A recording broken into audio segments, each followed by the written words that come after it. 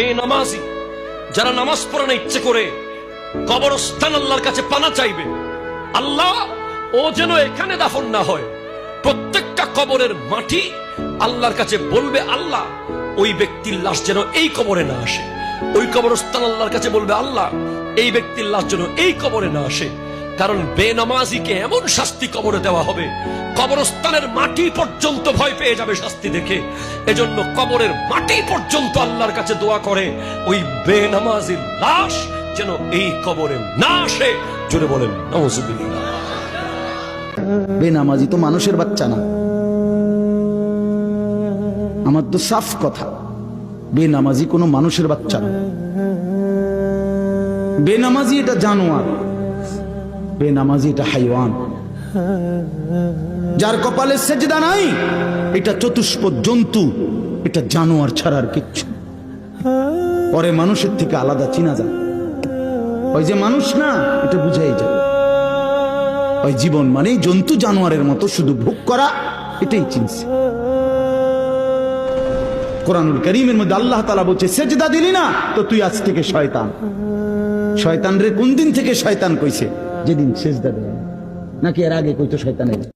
রাসূল বলেন, কবরে বেনামাজির জন্য তিনটা শাস্তি। একটা শাস্তি হলো দুই পাশের মাটিগুলো এসে তোমাকে এমন জোরে চাপা দিবে, ডান পাশের হাড্ডিগুলো বাম পাশের ভিতরে ঢুকে যাবে, বাম পাশের হাড্ডিগুলো ডান পাশের ভিতরে ঢুকে যাবে। আল্লাহর হাবিব বলছেন, ওই সময় সে একটা চিৎকার যে দিবে, এ কান্নার আওয়াজ যদি তার পরিবার পরিজন দুনিয়ার মানুষ শুনতো, তাহলে ওই মানুষটার কানের পর্দা ফেটে সাথে সাথে মারা যেত। মাঝে মাঝে দেখবেন গরু ছাগলগুলো ঘাস খায়, হুট করে দাঁড়ায় থাকে, হুট করে রশি ছিঁড়ে দূর মারে। কেন? ওরা কবরে আযাবের কান্নাকাটির আওয়াজ শুনে।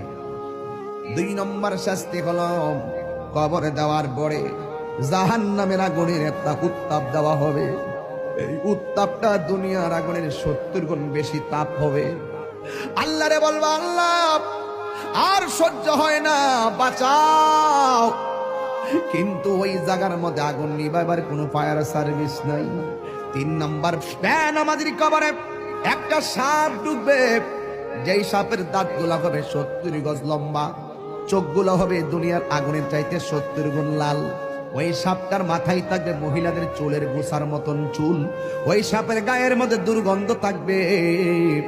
আমরা একটা সাপের দুর্গন্ধ সহ্য করতে পারি না, নাকে ধরে যাই, লাশের গন্ধ সহ্য করতে পারি না। কিন্তু ওই সাপের গায়ের মধ্যে এমন দুর্গন্ধ থাকবে গো, এই সাপের দুর্গন্ধ যদি কাহারো নাকের মধ্যে লাগতো, ওই মানুষটা কলেরা হইয়া সাথে সাথে মারা যাইতো।